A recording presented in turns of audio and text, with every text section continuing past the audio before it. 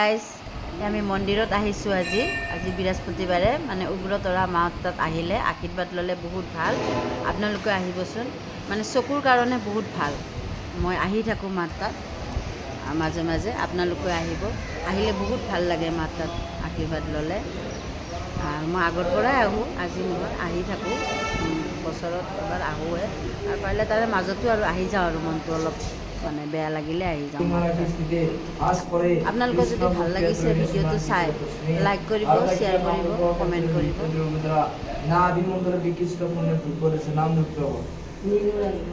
পুত্ৰ কাশ্যপ কাশ্যপ ঋষি পুত্ৰ শ্ৰীমতী নীল ৰাজবংশী